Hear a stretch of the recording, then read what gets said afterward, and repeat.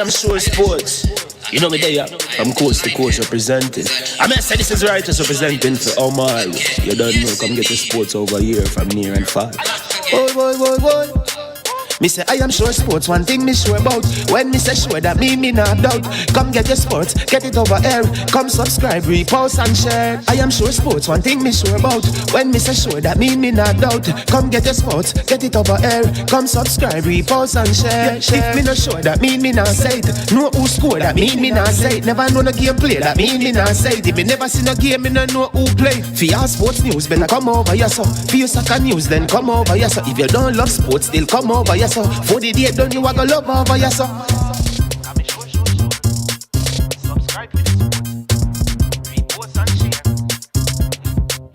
So when it comes on to behavior concerning football, Jamaica is decent. I am sure that if we can get all of these things done, set in place by the end of April, it gives us enough time before the World Cup campaign. Not afraid of no Brazil, no Argentina with these crap of players. We are good enough. Remember to like, subscribe, share. Listen, comment, let me know what your thoughts are.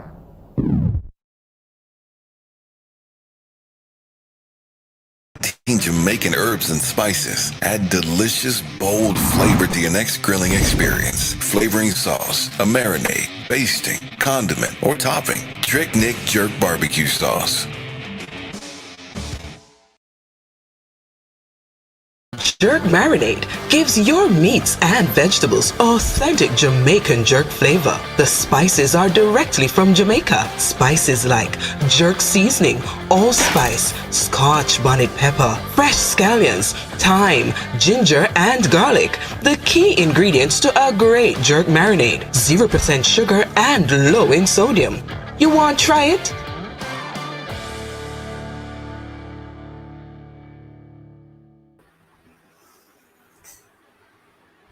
Greetings, good morning, welcome again to I Am Sure Sports. I am Omar Stennett. They call me Manning's Man, and it is my pleasure and delight to be with you for one more show. This is the second one for the morning, and this promises to be a fantastic time, right? We will have one more legend in this, or a Legends Corner.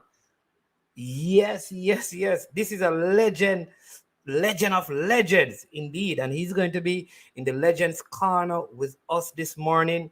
It's going to be fascinating. It's going to be intriguing. It's going to be mouth-watering. So I want you to get your notes, your notebook, your pen, because you're going to need to write down some of these things and go and check them out. Right, this is coming from the 60s, coming out of our colonial past, and just what football was like during that time. And people would call them the good old days, right? But at that time they weren't old. And we have tried to have this interview a couple of times and it didn't work. But today our systems are a go. So I'm looking forward to this one. So I want you to come on and join for this particular interview. And once you come on, please hit the like button and also share the content. All right, let me say a big thank you to the sponsors of this video. They are Trick Nick. Trick Nick is a Jamaican owned and operated company in Canada, right? In Canada. And what they do is that they sell everything you need to do your jerk and your barbecue. Yes. They use Jamaican herbs and spices to make all their products. And they are in partnership with I Am Sure Sports. And they're offering a 25% discount and everything. 25% discount. All you have to do is shop at Trick Nick and use the code I Am Sure Sports 001. And you can benefit from that 25% discount. Also, I want you to know that before the video ends, we will be giving away $500 credit. We are a platform of our word. We keep our word. And so we're going to be giving away $500 credit to either a Digicel or a Flow customer. We also did promise that we'd give away a couple of tickets, but no one has taken up that offer. So maybe we'll let it stay until in January, when hopefully all things are opened back up and we are, on 11 points heading into the next World Cup qualifying, that maybe more people will be enthused about getting a ticket at that time. But I've been talking for way too long, and I want to give our special guest this morning all the time to, like I said, share and divulge in the history of our football and speaking about his own time playing and what that was like. So I wanted to give a big welcome this morning to our very, very special guest, Mr. Neville Sammy Oxford. If we could clap hands, we'd be clapping hands right now. Mr. Oxford.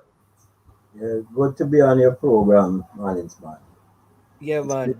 First of all, can I say I must apologize for the little technical glitch we had on Wednesday. And, a lot of people, called and said they were looking forward to that interview. But we are here now and give thanks. Wonderful, wonderful. Oh, you're doing well? Yes, give thanks. Health is wealth. When you reach 73 and you're still going well, give thanks. Still no aches and pains. And still working.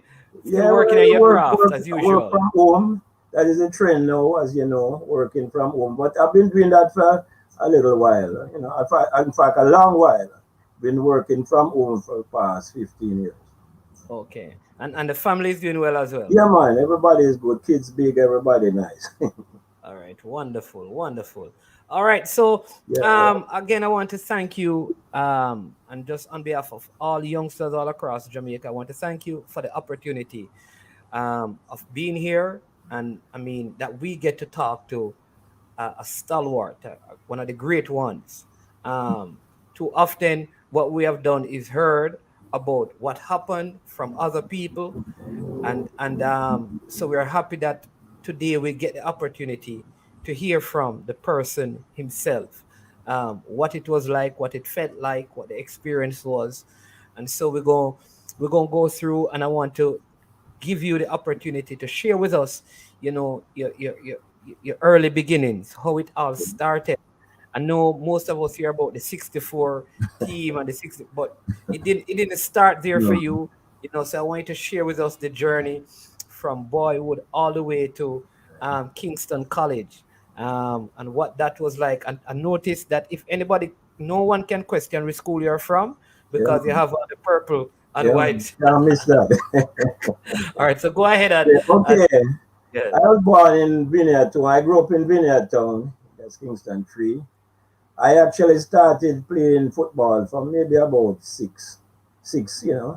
And what was a good thing about that is I live near the camp. At that time, the regiment had magnificent football fields, well manicured. So but you had to sneak through the side fence to get over there.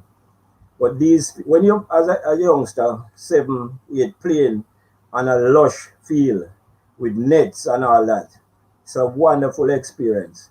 But the thing about that is that when you hear them say KP, the soldier, they're not going to really arrest you, but they're coming down to us so we get around. But that's where I actually started playing football. And I must say, boy, those camp fields, we had people come there from all over because you're playing on a lush field. And camp had about 3 wonderful fields. At that time, the regiment played in Division 1.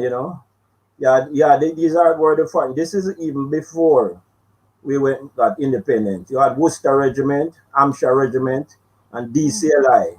They played in our Division 1, and they played against teams like YMCA, St. George's Old Boys, Melbourne. Those were the top teams at that time.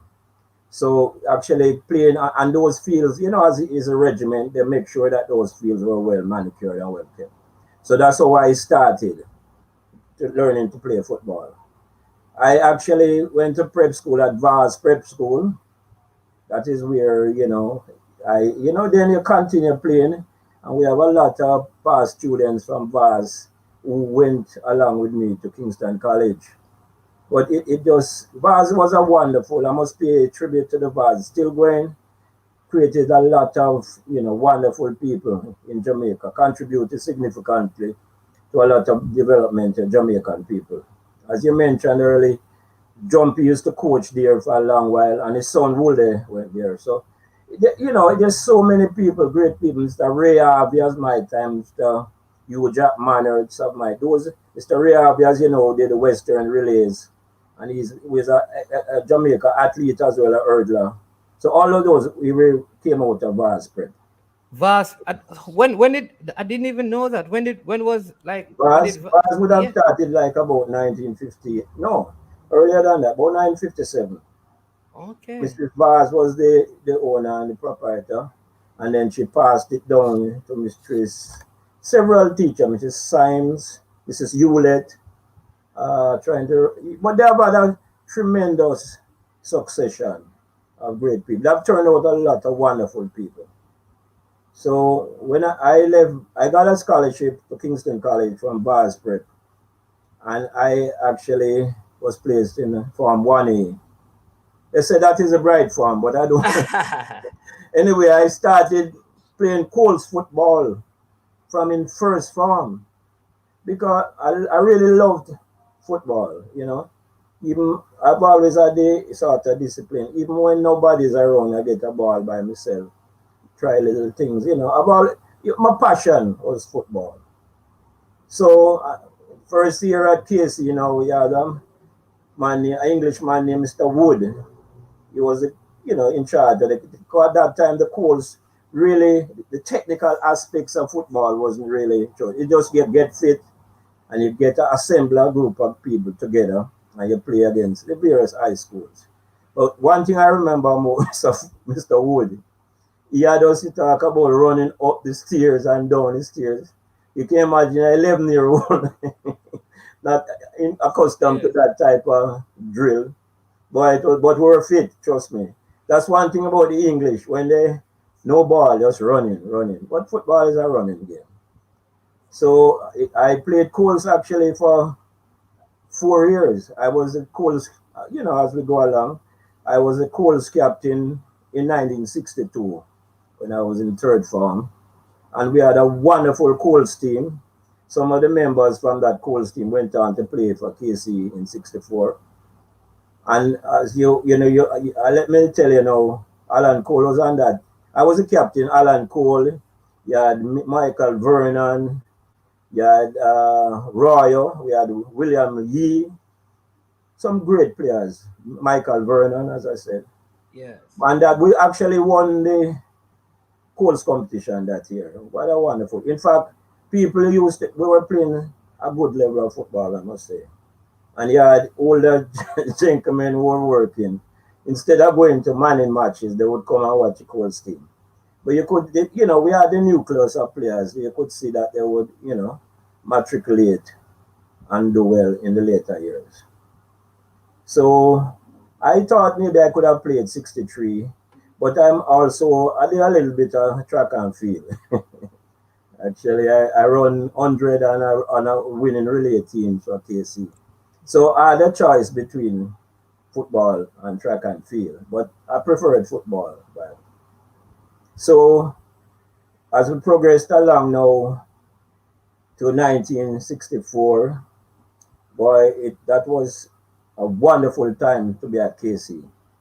Why? KC won every single thing, manning, athletics champs, and cricket.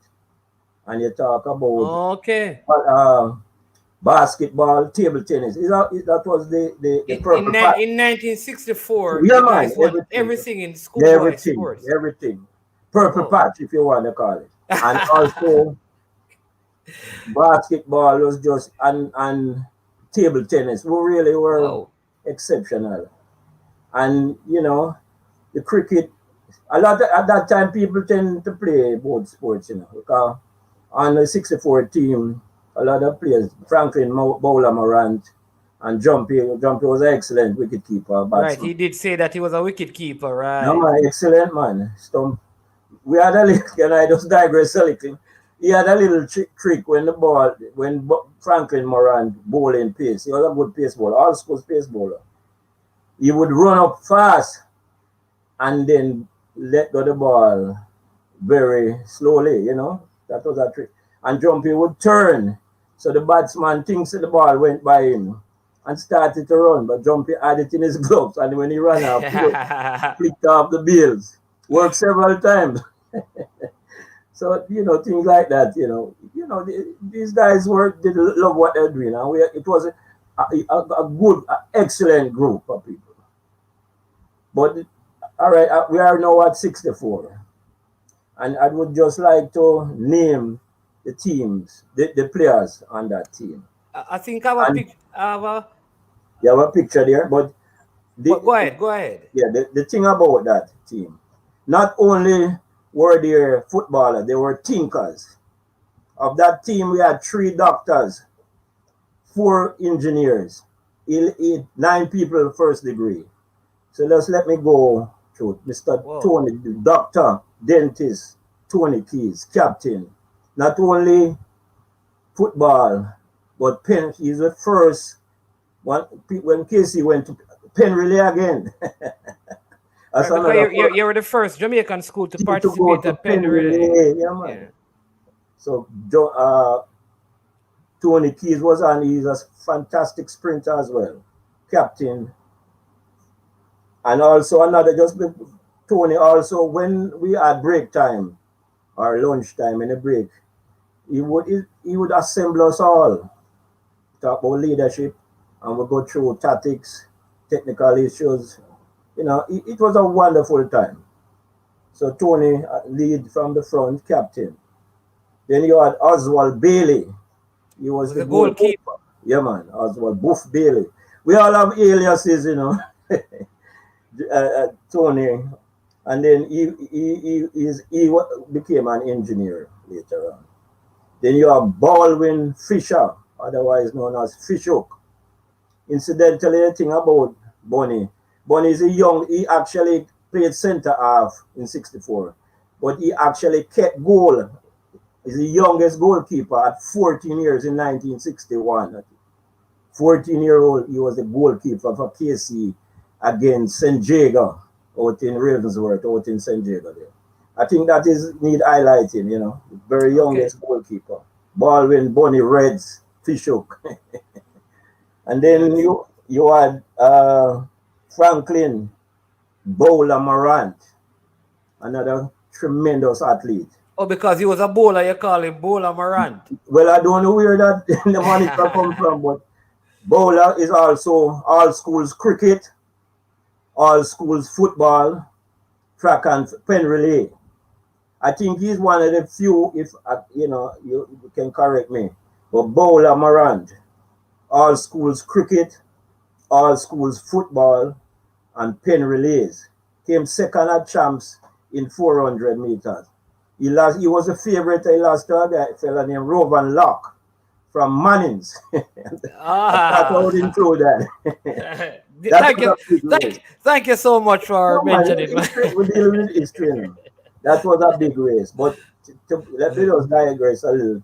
We had another footballer in that race named Lloyd McLean. Of course, Lloyd passed on.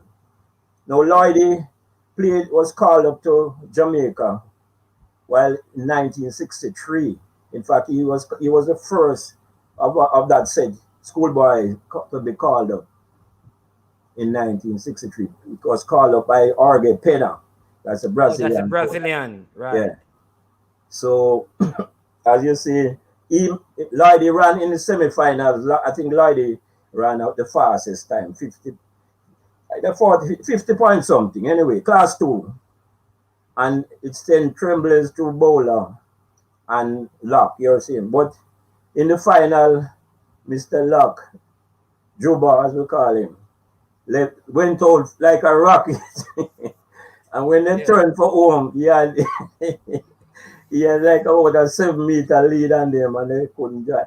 They tried to catch him, but it was too late. And he went to Michigan State University with Franklin Morant as well. And I think they say in his dorm he has a picture of that race. That race actually isn't. There was a book called Champs 100 with the results of all Champs Yeah. players, and I think let's say Jubal kept that in his dorm. Yeah. Okay. Let me just say this because I want to say this. I know I said it to you privately, but just publicly, Mr. Dougie Bell Mm, said to tell you mm. to heal you up, right? Yeah, Spoke to him, he's supposed to be on the platform, so just want to do that. So when he listens, he'll hear that I yeah, gave you his man. greeting. And then when I spoke to um Trevor Jumpy Harris, he Yeah, said that anything that he got wrong, I told him that anything that he got wrong, yeah, you would come and yeah, make it clear and things. So yeah. continue, Yeah, right? them call me the historian, but Yeah. I'm a very firm believer in history, for for Mm, posterity. right. Yeah, you know, Dougie, nice man, respect. Yeah. Yeah, man. So you're going through the All right, team now. So all right, you're yeah, at yeah. yeah. I just went through Franklin Bowler Morant. Okay, now you have Winston Davidson, who is now Professor Winston Davidson. You see him on Yes. the TV all the time Yes. talking. He was on that team as well. Yes, yes, man. Ah. Big team. Professor Winston Davidson, medical doctor. Now the What professor, position he played? left back. We played 4-2-4 that time. 4-2-4. Yeah, 4-2-4. Because Coach George Thompson was a lover of the Brazilian way of playing football. And he took that because when Pena came to Jamaica, he's like that, that fourth, Brazil at that time, Brazil was the epitome of, epicenter of football. Having won the World Cup in 58 and 62. So coming up to Jamaica, everybody talk. That's why Jamaicans love Brazilian. It's a beautiful game, as I call it. So we played the 4-2-4 formation. Is it because George T kind of did he get any tutoring from Penna? Because Yeah, Penna man. would In have fact, in okay. fact, George T was the assistant to Pena in the latter years, and he Okay. actually became the national coach when Pena left. Okay. So it was really Penna taught him so he came to KC with the Brazilian Yeah. coaching knowledge. He followed that. But George is a man who reads a lot, and he would have, picked up a lot. Actually, George Thompson was born in Colombia, but he came Yeah, to right. Jamaica. Somebody did Yeah, say that he was he born in came to Colombia, you Jamaica know. as a youngster. His parents brought him to Jamaica, and Okay. he's Fortis blood today.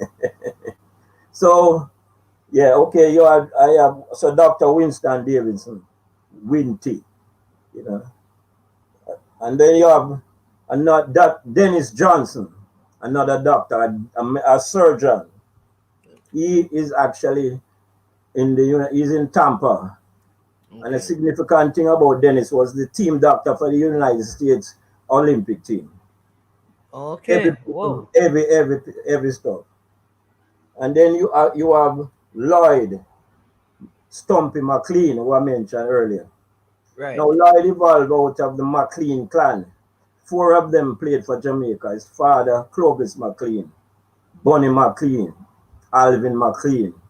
All of them played for Jamaica. Lloyd was a tremendous player, skillful, deceptive change of pace. Okay. You have Michael alias Mouse Brown Vernon, what we Linkman, what we call a tricky one.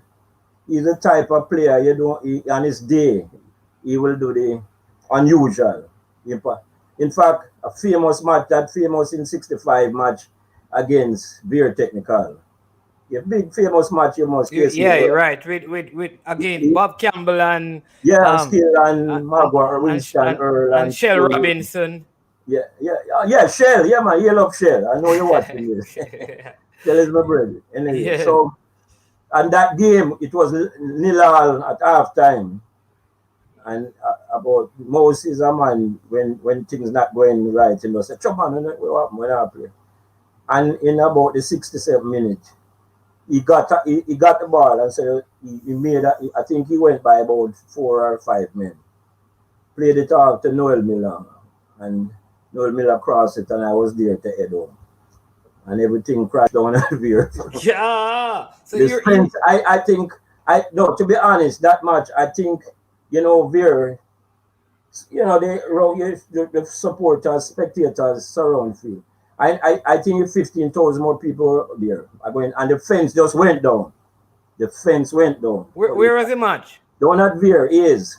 Oh, Don't is can't peace. 15,000? Yeah, man, that was it was hyped up, you know. It was Okay. hyped up. The big veer side versus the big KC team.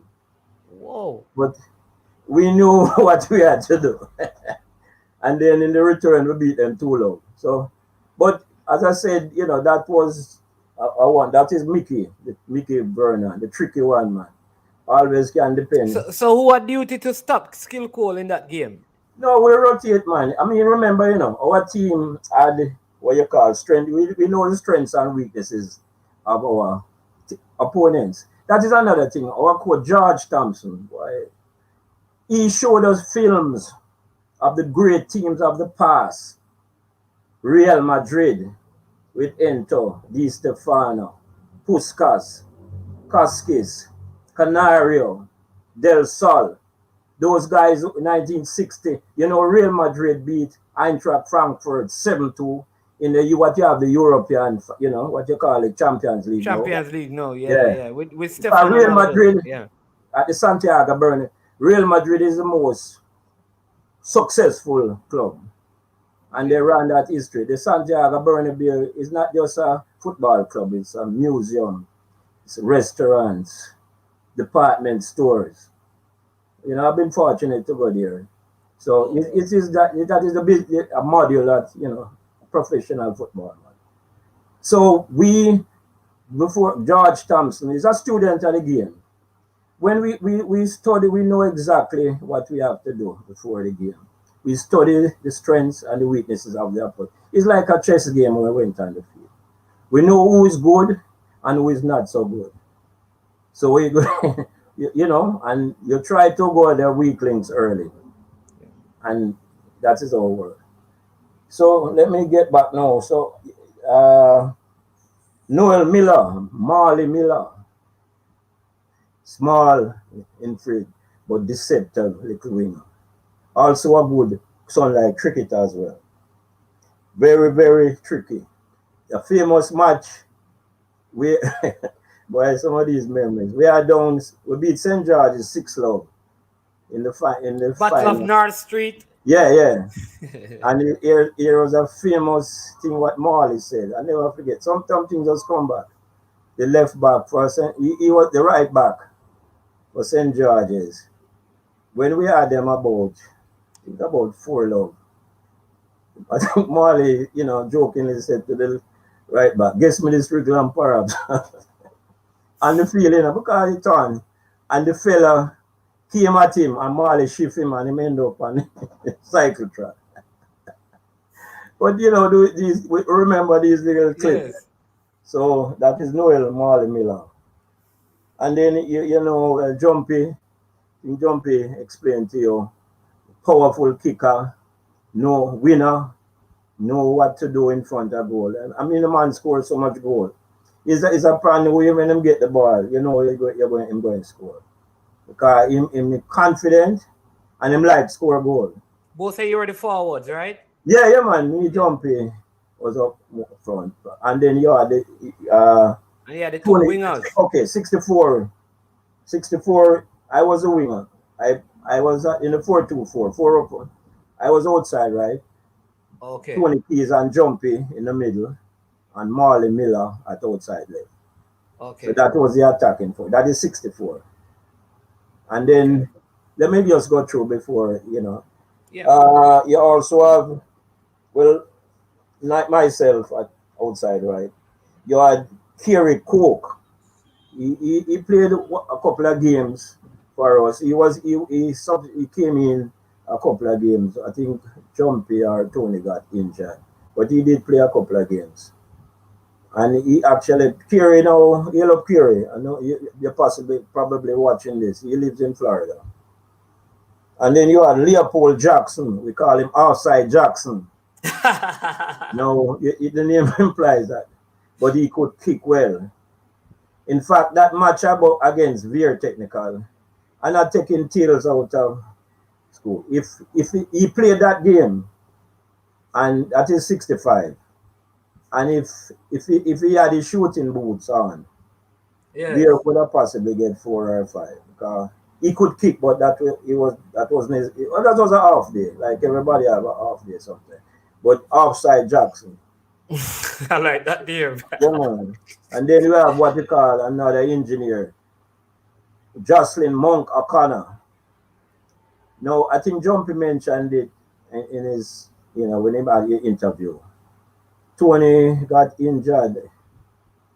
Tony Well, Keys, that's the yeah. captain, right? And Monk came. It was a Walker Cup match against St. Yes. George's. Boy, St. George's really suffered that time. Boy, 6, 7, and 3. Anyway, Monk came on that match. Yes, you said St. George's suffered. Yeah, man. That year we beat them 3-0 in the Europa Cup, 6-0 in the Manning Cup, and 7-0 in the final of the Walker Cup. That was St. George's people never forgive me. Us, I should say. Yeah, so that match there, Monk O'Connor came on.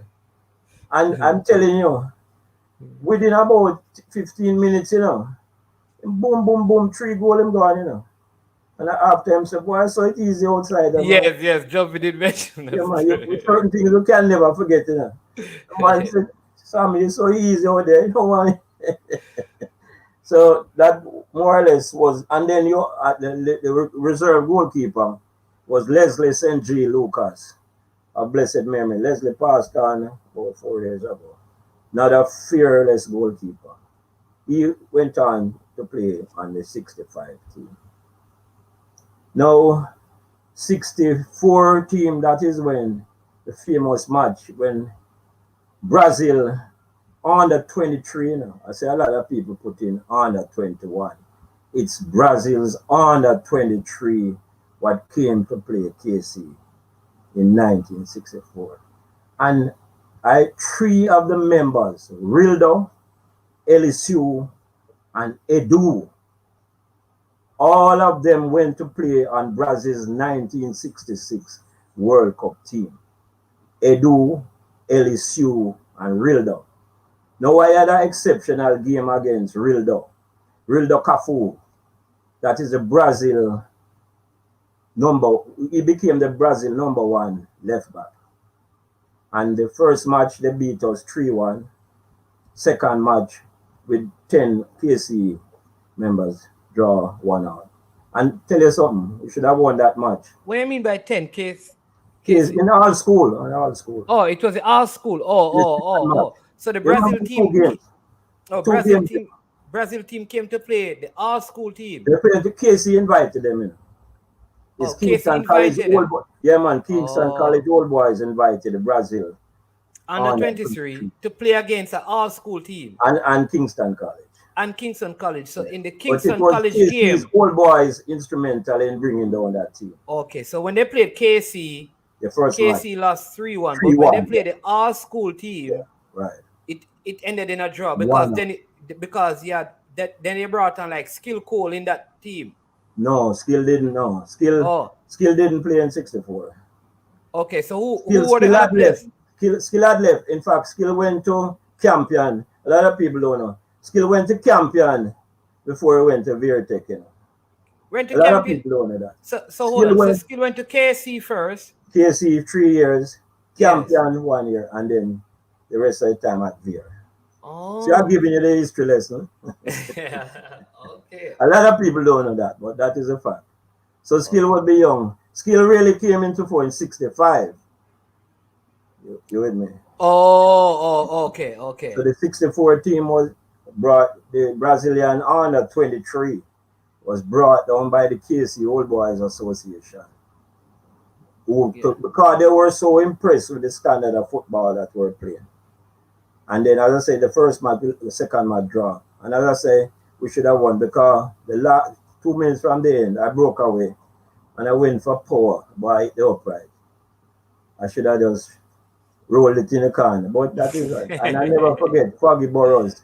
You must have heard of Foggy Burrows. He was a sports.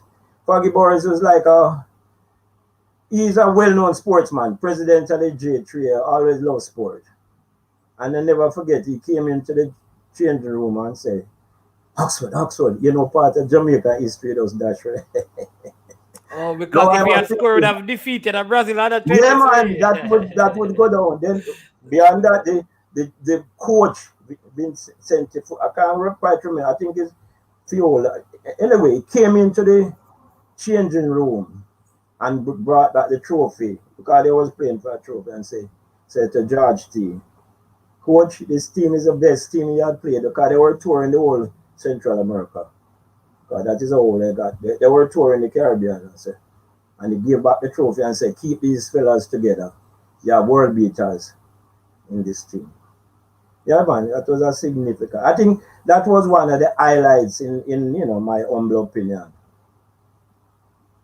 for Jamaica football. And as I mentioned earlier, JBC, unfortunately, they wiped all of that footage.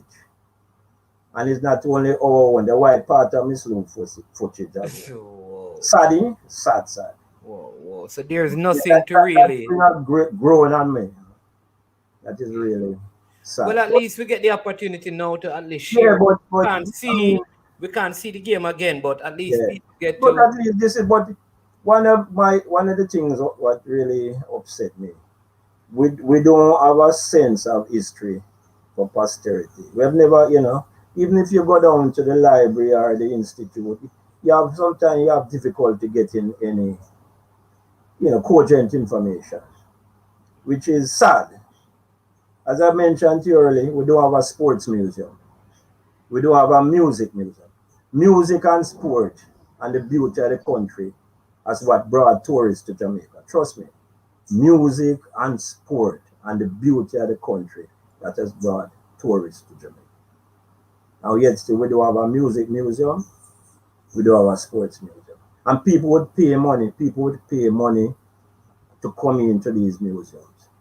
Because Jamaica, for a small country, to punch above our weight. I hope that what we are doing now, and that you and I have had some dialogue Yeah, on yeah, this, that it will be part of that. yeah. It further propel us into Yeah, that. man, We can we have to do seek to that. establish that to as We have moving to, forward, we can properly record, store, yeah, man. keep, and Yeah, share. but that is any great when you're building if you want to say for history, you must know who went before you. You must know the greats who went before you. A lot of look here. Arthur Wint is a man who won the 400 in 1948 in Helsinki. The first man Jamaican to win a gold medal was Dr. Arthur Wint. Yeah, before we got independence. And in 1952 we came back again when we won the famous race there, break the world record, the 4 by 400. You with me? These things are significant in Jamaica's history, but a lot of people don't know these things. And with the technology we have now, we can digitize these things and make it available. Because you have what you call Kindle or something like that, where you don't even have to read it, put it and it read for you. You put the earplugs in the ear, it reads for you. And to give you, you can get information. But that is, I feel sad when sometimes you not talk to some younger people. They don't, they never hear about this. And this is the rest of the world know. And the rest of the world is sending people, them write books and make movies, and we don't get the benefit. They monetize sport, and we don't get the benefit. Sadly. Yeah. All right, can I go now to one before I leave? That match when we played St. George's in '64, and we beat them 6-0. I don't know if you're at half time. This is something stick in my memory. At half time, the entire grandstand stood up to us. And you have them time about 20,000 people. In the stadium. Yeah, man. At half time, the grandstand stood up to me. I said, I'll never forget that. You know what I said? I never see that. You got a standing ovation from the grandstand. Yes, at half time, when you had George's 3-0. Why you scored a hat trick? Eh? You scored a hat trick by No, half man, time? no, man, not me. Casey, Jumpy and Tony Keys, 3 apiece. 6 love Ginger is gone. But the significance is at half time, the entire grandstand stood up to me. I've never seen that again on a schoolboy match. I've never seen that, and I've watched quite a few games from my time. That Wow. is indelible in my mind. All right, all right. Let us quickly move on to 65 now, Yes. where you have the nucleus of the 64 team. At least 7 members of the team from 64 played on 65, and you had Patrick Kirkwood of blessed memory, another person who had passed on. He came in for Bonnie Fisher at center. Same, we played the same 4-2-4 formation. And then you had Derek Bryan. Now, Derek Bryan came on for Winter Davis.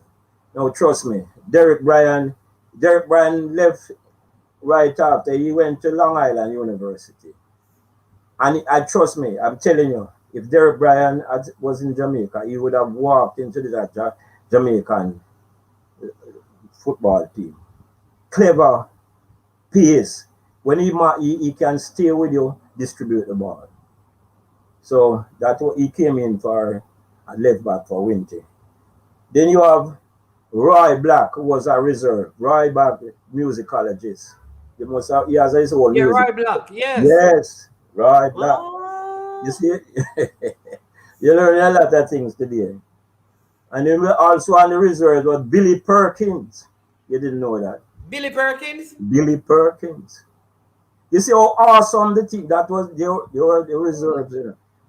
Sometimes I remember one famous match when George T, the reserve looking them game, the A against B like, and we beat them 1-love, man. And I have a pain right there still.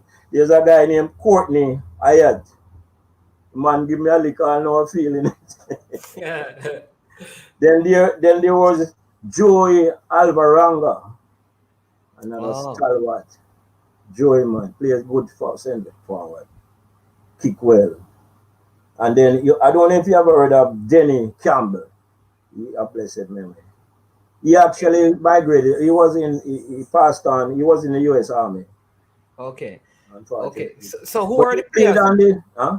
Who are the players from the starting 11 on 64 that were not there in 65? Right, okay, right. Dr. Tony Keys, Baldwin Fisher, Ozzie Bailey, and Winter Davis. So those Okay. were the four that left. And as I say, who came in for Fisher was Patrick Kirkwood, Derek Bryan at left back, and who was the other one? Derek Bryan and Outside Jackson, yeah. Outside Okay. Jackson came in and care for Tony Keys. So Tony Keys had left Yeah. from up front, but you and Yeah. Tony Jumpy, Keys left. but Jumpy was still there. Yeah, man. So the forward line then was Jumpy, myself, Half Outside side Jackson, who alternated with Kerry Cook and Noel Miller. and Noel Miller. Okay. Yeah. Okay. Oh, The, you really had the core, but the goalkeeper Bailey had yeah, the gone. goalkeeper Bailey left as well. And that Right. we had a great substitution with Leslie Lucas, another Jamaica player. Right. Who was in the reserve Yeah, in for 64? 64. Yeah. Okay. Okay. So Okay. that the replacements were just as effective. Okay. So go Yeah, ahead. how well did you do in the 65 season? Because in 64 you won everything. The school won Same everything, thing, right? same. No, well, 65. Well, the champs was over. That period from 62 to 70, as you know, KC ruled champs. KC won from 62 to 70, 74 or 75. Champs. Okay. Champs was a set. When they used to call champs KC Sports Day. No, and jokingly I make that, but that's a fact. Yeah. Okay. So Okay. when cricket, I think we lost in the final to Kingston Technical. Yeah, we lost to Kingston Technical in the final. Okay. In And one of 65. So yeah, that's 65 you won champs and then you man. won Manning Cup. Yeah, man. And we lost to Kingston Technical in the sunlight. But all right, did you win did you win Walker Cup as well? Yes, man. We don't lose anything from 64. We don't lose anything. who won completely everything both years. That's why the team is so significant. All right, so did any team beat you in any No, game from 64 to 65? no. Oh, you And didn't in even fact, lose a game? don't lose any game. In fact, Holland, as you brought Okay. up that, who you think we used to play against? Division 1 teams. Some Division 1 teams were beaten badly. I remember beating Railway, YMCA. The famous match what Duncan tell you about Cavaliers. In time Cavaliers are the two Welsh twins. You must have heard of Art and Asher Wells. Right, the Welsh. Yes, yes, yes. Brody Pierce. We beat them 2-1 down at KC, and Duncan bet his car. About the car. And George could have taken it. George said no dunks. I We would are be friends. yeah. I think Jumpy shared that Yeah, story. Jumpy did, man. That was significant. YMCA, he also mentioned Sydney. You ever hear about Sydney Bartlett? Right. Sydney Bartlett, Yes. Henry Lage, Pike, Esterine. Those are all Jamaican players. And them get 4 love. You what I say? Right. So between So, 64 when we and 65. come to Manning, when we come to the Manning Cup proper, it was a foregone country. You So know you're the going scores, some serious scores, 10 love, 9, Camperdown got 9, Georges get 6, JC get 7. Hey, enough said. So when you come to play Manning, it was a foregone. And then I think Jumpy mentioned about Penna was so impressed. Them say if the team was that good, if they beat the Jamaica team, They would have represented represent Jamaica. them some almost. But we had 4 matches before that, because what happened, we at them time were playing the Oliver Shield. That is the Oliver Shield Kings, town against. That was the next time when you played against Skill Cole. Yeah, that's 65. But the first 64 we played against Monroe. We beat them 7-2. Okay, right. But 65 now you meet up with Skill Cole. Yeah, man. 2 love and 1 love. Right. 2 love and 1 love. Yeah. All right. One at what Vera at the stadium. Okay. Yeah. So you see. Oh, they won at the stadium? No, man, we don't lose any match, man. Okay. You're not listening to me. Well, that is why they said that 64-65 team is, when go down as well. We don't lose any match. We win every cup. 60, I think it's 62 and 2. 60 against 4 and 2 against. And I think in 64, 45 and 2 as well. And one of them goals scored one of them was a penalty again. Oh. Who scored? One who scored against you. Ozzy Carr. I don't know if you ever hear about. I heard about the name. Yeah. And I think a fella named, yes, I must mention him. Junior Cox from Woolmans. So in 64, only 2 goals scored on you, and in 65, only 2 goals. Either 2 or 3. Whoa. Yeah, but yeah, man, awesome. And one of them, and I remember, one of them was a penalty. Okay. See, we have a KC past student saying that that is the first they knowing that Billy Perkins is a KC. Yes, man. Yeah, man. You see, you're getting a lot of history this morning. Right. And then he's saying that you won champs from 1962 to 1976. Yeah, man. We run, as I said earlier, we used to call it KC Sports Day because we did the training, Let's face it, we did the training. Remember, we had people, we introduced the weight training. People were saying we were bulking up. How could I forget? Mr. William Goldsmith. He was a training instructor. He was a Jamaica junior weightlifting champion. He was actually training Cuba. Now, when they used to say KC bulking up, but we weren't actually lifting weights, it's repetitive weights. When you know somebody who understands proper weight training, it strengthens those interior muscles. We go through a season with almost the same team, no injuries, but it tightens the hamstring muscles, the side, A lot of people thought we were bulking up. Even people said, KC madness. But now everybody is now doing it. And we learned that from the Cubans, because the Cubans were head house at that time in terms of structured physically, So William Goldsmith, Remember that name? In fact, he was the weight training instructor right up to, I think he passed on about 8 years ago. But every track team, football team will tell you about Mr. G. William Goldsmith. All right? Yes. So that, yeah, man. So Billy yeah, man. Actually, Billy Perkins left St. George's and came to KC. He came to KC in either third or fourth form. Okay. So All right, that's why. All right, so you're 65 now, which is going to be your final year playing. No, actually, I would have won again 66, but the other fight down in Montego Bay, the crowd hooliganism and the ISA canceled the entire.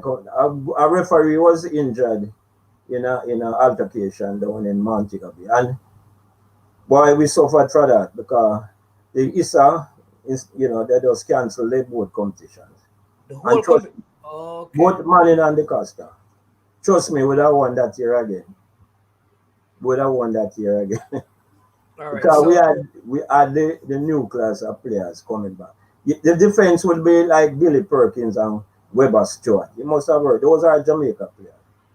You heard of Calvin Stewart, Weber Stewart, Jamaica player. All of those people I'm called Stuart Stevenson, same ambassador. Right, Stuart Stevenson. Good center, play for Jamaica as well. Okay. So that would be the replacement. You have also, you ever hear about John Prescott? Yes. Major John Prescott. Major John Prescott, yes. He would have played that. In 66? Yeah, man. And I was a captain. Actually, we played some practice matches. We won, I think we played Wolmer's Calabar. Won comfortably. Okay. All right, so when you left KC, so 66 is your final year now. Yeah, and then, all right. So after that, okay, before that, I don't know if you know. Most people know. I was the first person who get a professional contract to play football in Brazil. After no, you have to tell us about that, man. No, most people, I don't know. A lot of people may not know, but I was the first person to get a professional contract to play in Brazil. And you remember there's a team, apart from being impressive against the under 23, as I say, I had a great match against Cavaliers. Can't forget him. I met him again when Jamaica went down in the World Cup when Simons was here. He was actually at one of the matches I was at in either Costa Rica or El Salvador. But I reminded him and he gave me a T-shirt, one of them. Because he knew Simons fairly well, the Brazilians. But anyway, back when the Brazilian attaché, Pena, and the translator came down to my mother, my parents, and said, Mrs. Oxford, every Brazilian kid would love this opportunity. Because remember, Brazil have 1 million forward. Brazil have 1 million link man. Why would they want to come to Jamaica? And see, I must have been doing something right. So my mother calmly said them because they could see the expression and they speaking in Portuguese of the liaison of, I remember the attaché from the embassy. He said, Mrs. Oxford. My mother just calmly said to them, boy, I must go take him a level. But you see, we're socialized that way to not look on football as business. We're socialized to look at football as pastime. We play for the love. But at that time, as I say, Brazil was the epicenter of football. Remember, Brazil win World Cup 58. Brazil win World Cup 62. And coming up, so in that period, 64, coming up now, going towards it. So at that time, I don't know, but that is how it is. And then after me, Skill went to Nautico. Oh, so you actually went to Brazil? No. Oh, your parents didn't allow you to. Parents said the boy must go take him exam. But that's it. The way that's how parents was socialized at that time. They look at education. And but you can't blame because they didn't understand that football is major business, can provide a better life. But that is in the past. So that is how it went. So now, okay, and then I got another contract. Now I was I'd left school. 67. I went played professional with the New York Generals. They became the New York Cosmos. I think I sent you some pictures with me and Pele and them. Right. Yeah. Yeah, They that was the became team that Pele actually came and yeah, played yeah, man. for. I Yeah, in the played. latter days. So I played with them, right? And then I played some matches. In fact, in 67, that's the first, no, 66, I think was my first match. All right. So We just went to, continue for third. I'm going to let you full up the screen yeah, when you share the story. You alone for 1 minute so the people can hear you. And I'm going to be the background. Go ahead and tell them about the New York yeah, yeah. Generals. Yeah, well, as I say, I left Jamaica in 67. But before that, in 1966, we had a couple of games. I was called up to Jamaica team. We played against Costa Rica, Cuba, was it Netherlands Antilles, and who else was it? Trinidad, yeah, Trinidad and Tobago, and Haiti. That was like the CONCACAF. And then I think if I remember clearly, I think Haiti won it, you know. Haiti had some players, Neville, Philip Varby. Somebody, in fact, Philip came up to New York with me. Then I got this contract. I left Jamaica in 67 and went up to play with the New York Generals. Now, the New York Generals had some wonderful players. I just going to also, you ever heard of Caesar Menotti? Think about that name. Write down that name, Caesar Menotti. The significance about Caesar Menotti, he coached the Argentine winning team with the same 1970 when Argentina with Kempes and Caesar Maradona. Menotti. No, Maradona is further down, 80s. All right. Yeah. When Argentina won, he was the coach, Caesar Menotti. Okay. He played up front. And another couple fellas who went up with me was Sidney Bartlett. Sidney was I think he was a little past his best, but he came up with us. And Paul Thomas. Paul now lives in all Jamaica players. Paul lives in New York. So we played that were the New York Generals. I played with them 3 years. And then after that, they became the New York Cosmos. And that is the Pele came in because they had a little hiatus. And it started back. And that is when they went for some Beckenbauer, Pele, Co-Prince, and there's another international. Because America always tried to push to get the international players. They always wanted to have a good league where we can come because they always say America, you don't understand football.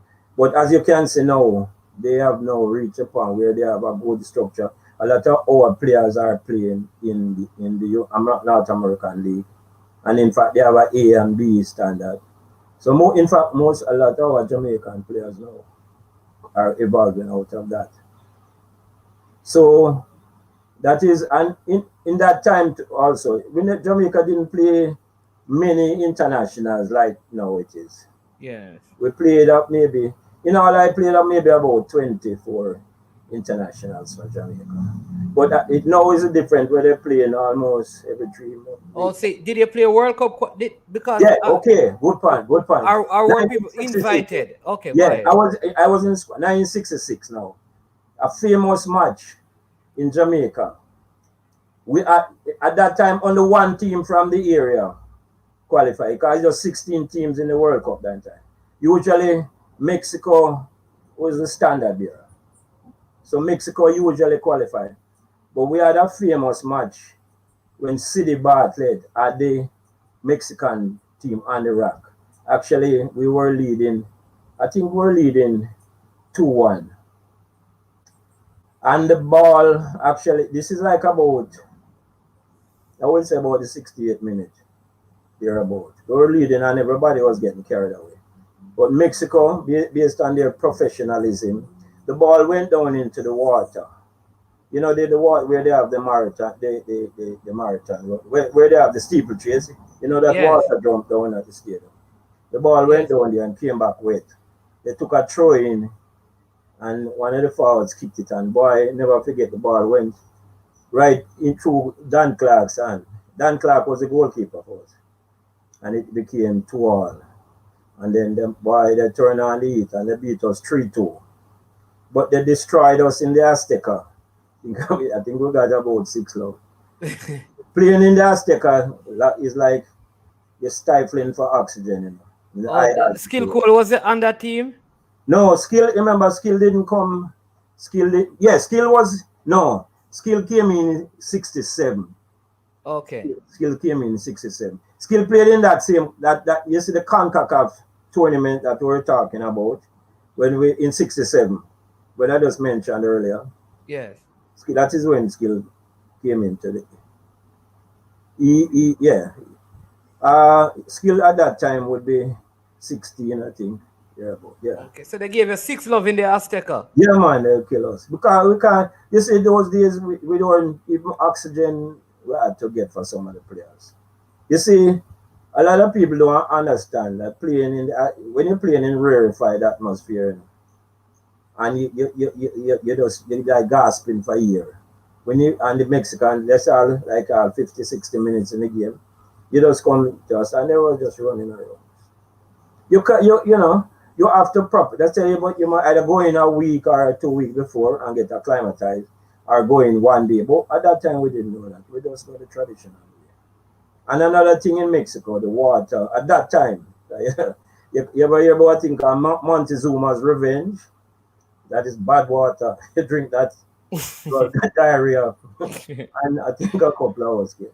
You see, at that time, you see, nowadays, you have a backroom staff who check, they tend to go to their country before, see all the facilities in place, things like that. But then at that time, we just went, like we go Friday, we play Saturday, don't check out the water, the food, But we learn as we go along, we learn. Yeah, and John Paris was saying that, I mean, even the gears that you had one set of gears and you get socks, one gear. some of the socks had holes in them and things. Take it back as the game finished, them want back the guns. Nowadays, you see kids have 6, 7 outfits and them can share the opponents, them exchange shirt. But it's different time. Completely different times. Things have evolved, And, that is how it was. In fact, remember, in all fairness, the JFF was not fully structured as a business entity until Captain Burrell came on board. I have to give him credit. Because he saw a business module. Unlike in the past where, it was just amateurism, if I want to put it. We ran the football, It was just amateur, mediocre. And that is some of the things, that happened during that time. So you guys, Jamaica, what is it that you never qualified for the World Cup? No, or you were not invited? Or you weren't invited? No, man. We played, but at that time 16 teams, Right, in the world. One, and in this region. It's only one team qualified. One team. And it was always Mexico. Okay. What about 90? Cuba, not Cuba. 80 got through in 70, would be 74. Yeah. Right. That is what about 1970? Because by this time the skill call and all of you guys would have been, but you never played. I don't think Jamaica played in the 1970 qualifiers. I can't recall. Well, I was near then, so I was near in the 70s. So I can't recall. But we didn't qualify. We did 1970 Mexico again. In fact, Mexico was the home team. So nobody could qualify. Who else was from? I'm trying to remember. I think Mexico the only CONCACAF team. Yeah, could be. Because it was 16 and they were the home team. Yeah. But Mexico was always the heavyweight, Okay. Mexico always the heavyweight. It's Mexico as a professional league, Professional league of clubs. So they've always been ahead of us. So anytime you go to Mexico and get a victory from me, you did well. In the way we have been structured and the way we have been set up. So I know that. I mean, you went to college and all of that, but did you ever play club football or you played college football? Yeah. No. I played In fact, I went out for Leighton Orient. I went to school in England. You know, I went to the British Institute of Technology. I actually do computer science. So what happened? I tried out a couple of times with Leighton Orient. Because I used to live in Leytonstone in England. But you know, they were like Division 3, you know. And I didn't like the kick and roll style that they did. So I just, but you know, I watched at that time. My team at that time was, I used to like Arsenal. You used to like Arsenal? Are you still like Arsenal? No, I not. I want teams who are comfortable. Right now, I like Manchester City and Liverpool. Both teams, I like the change of pace that Salah plays with, and Mane, and I like Manchester City. Everybody is comfortable with the ball. Even sometimes I don't even like how the goalkeeper play it back. But I like teams with skill, with control, comfortable with the ball. I don't like teams which can't, the player can't hold the ball and do something clever. I don't like the teams who just use force, because football is utilization of space and time, and you must always use the space and the time to be effective. Just like a chess game, whereas when those big teams go on the field, you know, where's the weak link? They're constantly probing. Where's the weak link? They find the weak link book and they go through, a goal is created. The other team now counters, rather than find out and try and counter. But at the top level, that is how it is. So both teams, that's why I like, the only thing I don't like about Manchester City right now, them looking to make another pass and them inside the box. Sometimes, you know, pass the penalty spot. Kick the ball, man. That's why I think they was trying to get Harry Kane or one of them. But they must, if they had taken, when they clear, if they had an effective finisher, they would have scored many more goals. Yeah. So the British Institute of Technology. Yeah. And that is where you kind of stop playing football, or you would still come back to represent Jamaica? I came back and played with Cavaliers. I played on several Cavaliers winning teams. Okay. So you played for Cavaliers? Yeah, man. In fact, when Leighton Duncan was in charge? Yeah, man, Duncan Destroyers. That's where you got the name? Duncan Destroyers. Okay. Yeah, man, you never heard about that name? Yeah, of course. Okay. I didn't know it was coming back from that far. In fact, yeah, man. In 1965, I played on, because I play while at school, boy. I play Division 1, you know. We beat Ligani Mona. In fact, as you mentioned that, we beat Ligani Mona 7-2. I scored 2. Lloyd McLean, same one on my team, and Bowler Morant was on that team. And you know who Ligani had? You know who scored the 2 goals? Skill goal? No, man. Lindy De La Pena, man. You ever heard about Lindy De La Pena? Of course. So Lindy, I never forget those 2 free kicks, you know. One in the left pocket and one in the right pocket. In the arc, you know. You know, we call the arc the pigeonhole. Never forget. Lindy De La Pena ever played for Jamaica? No, because Lindy spent most of his time in England. Oh. I don't know if you know. Lindy is the second man. He's the first man in Iran, Gilly Iran. Gilly Iran playing Scottish League. Yeah. And there's Lindy. But Lindy did exceptionally well in England. In fact, in my humble opinion, Lindy is the best total footballer we have produced so far. Jamaica? Yeah, man. Lindy. You see, a lot of people are going to say, and this is the issue now, because we can't see anything of Lindy De La Pena. There's nothing. I see Lindy when he was 40 odd, and those 2 free kicks. That alone tell me. Lindy was mentioned with Stanley matches, you know. You ever hear about Stanley matches? Well, maybe I just hear the names, but I don't know. You see, football didn't start in the 90s. You know. Remember, players, if we remember, the game has evolved. The balls are lighter. The gears are better. The fields are better. Everything is better. But these guys play. Remember when Lindy playing in England, you know, they playing in mud tracks, you know. We played with Millsboro. He played Millwall. In fact, I think he just got an award the other day. They mentioned. They are winning FA Cup and Division 1. You know. He won he won FA Cup and Division 1? Yeah, man. And also, Lindy win 5 events at champs, you know.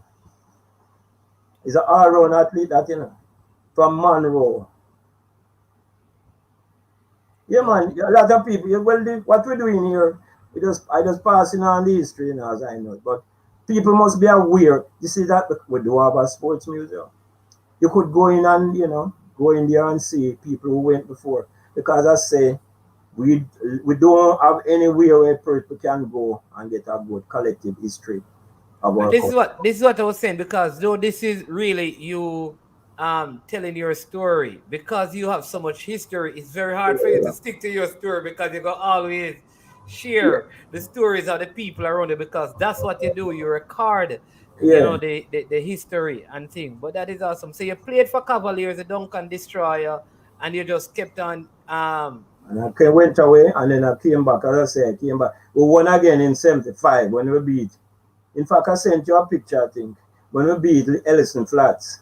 That's the one with your first goal? No, look around. They came to him in packs. All right, so let me see if we can bring up some of them. Let me bring up some of the pictures, and then they can tell us. The one about they came to him in packs with about 7 men around me. All right, so we're gonna find them, and then they tell us which one what the picture is about. So all right. Yeah, that is Sports Life magazine. That is my first goal for Jamaica. That was against Netherlands Antilles. To my right is Frank Brown, Art Welsh, and Asher Welsh. And in the background here is the Netherlands Antilles players. Okay, so where was the game played? In stadium, that's the stadium. That's the National Stadium. Yeah. That was a magazine by Foggy Boris called Sports Life. So that's your first goal for Jamaica? First goal from Jamaica. What age were you at that time? What age were you? Around 17? 17, yeah. Okay. All right. So, all right, people, we're going to find the next one. What about this one about them Oxford against Ellison Flat? Yeah, that is 75 final. They came at him in packs. All right, let me see if I can find. All right, so let's put up that one. Let's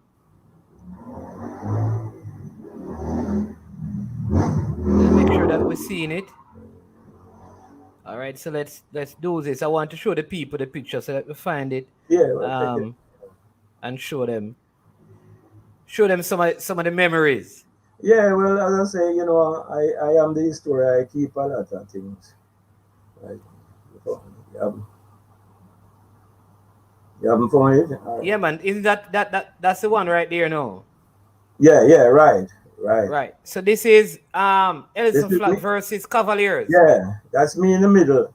Surrounded by, if you're to the right is Jeffrey Maxwell, Dalmage, and 4 other Ellison Flats. Oh, so I scored the winning goal for that. Jeffrey Maxwell. Yeah, and Dalmage. I'm trying to remember. Well, as you can see, 6 men around me. Okay. So, right, because the article says they came at him in packs. Yeah. All right. Who won that game? I scored the winning goal. That is 75. Major League, Major League final. Yeah. Major League, all right. And then, all right, and then let's show them this one as well. This is when now talking about you being a computer person. And then we go. Well, I developed. That's what I did. You know. I developed software. Man. I usually write software, even though, although I'm semi-retired. Yeah, so that's you. That's you, right? The former footballer develops sports marketing software. Yeah, so what has become of the sports marketing software? Well, you know, the smartphones take away all of my. Now I did. You see, when screensavers and all of those things, companies use them. You know, when the screen go blank, they can advertise their products. I came with that. That is like from 1990s. You know, 90. You know, I'm an old dinosaur now. That was from like 1990 97. In fact, I developed one for the reggae boys but when we went to France. And you know, I said to Captain Borrell, it's a screensaver with the reggae boys and it dances around the screen. But it highlight the team. And you know, I said to Captain Borrell, just sell that for $1. And you know, I went to France and it's what we call an executable file. You can download it and run it. And you know, I went to France and I saw it in the billboards, man. I nearly died. I couldn't believe it. So it's a screen, you know, it's what we call in the computer an executable file. Yeah. So once you get a copy, you can run it. Yeah. And you think about the money if every parent had bought that for $1. But these, and that one no stock tape in time. If they mention that 3 type of players that they like in Jamaica, myself, Art Welch, and Lindy Delapena. That is, I played, as I say, I played for KC and Cavaliers at the same time. And I played, one thing I must also remember, I played a 3 o'clock match, Manning Cup match, and scored 2. And I went to big man football at 7 o'clock. You know what I say? And scored 3. Whoa. Listen, them days are fit. So you played for KC at 3 o'clock in Manning Cup? Yeah, Manning Cup, yeah. And scored 2 goals. And then at 7 o'clock you played for Cavaliers. And scored 3. And scored 3. Yeah, man. So I must have been fit. Them time you're fit and ready. Tell a youngster to do that. No, not that. Because money is a different time. Just put it down a different time. Right. So let me get this one now. This is I think you and Pele. I think Pele. So let's get this one so the people can see this one. Here it is. Yeah, tell us about this. Yeah, that is actually in Jamaica when the first time Santos came to Jamaica. Oh, that look like you're trying to sell. It look like you're trying to sell that Pele, man. Yeah, man. If you notice him autograph it for me too, you know. What you sell that Pele? I don't remember, man. Long time. It don't matter. It's football, you know.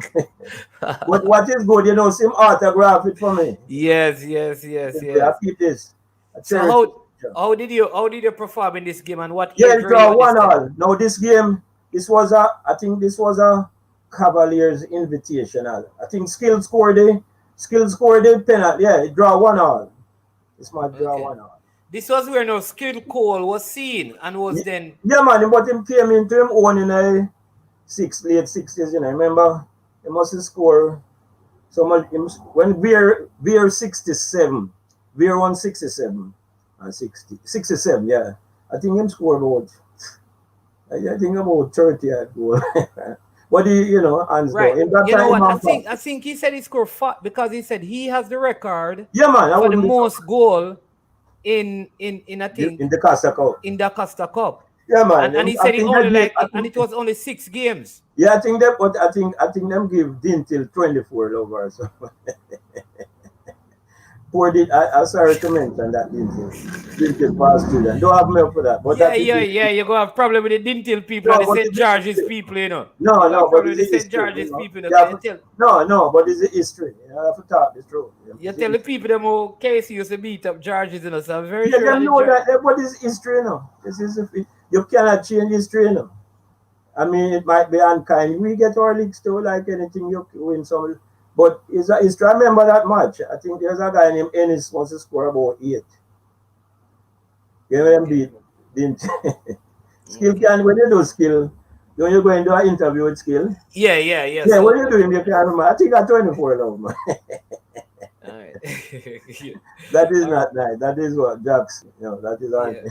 But I mean, I know you're still involved in not just the history, but you know what is happening. All right. Very up to date. I'm president of the Jamaica Football Past Players Association. Right. No, that actually was in it. We resuscitated it. It was formed in 1994, yeah. Of which Mr.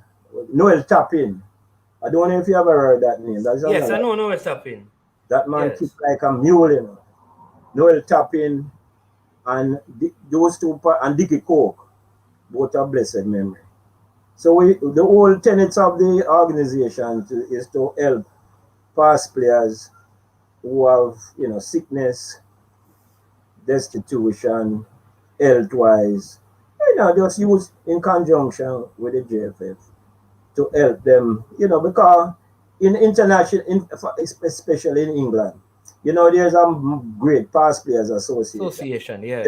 They provide medical, dental, pension, things like that. But because they are professional, that's how a professional unit is set up. So when the players, like, it's a job. Like anything else, you're going to get old, and then you're not going to earn as much as you was then, so you have to put back. Unfortunately, most in Jamaica, we amateurism, and it's sad sometimes. I've seen several past players, going through a rough time.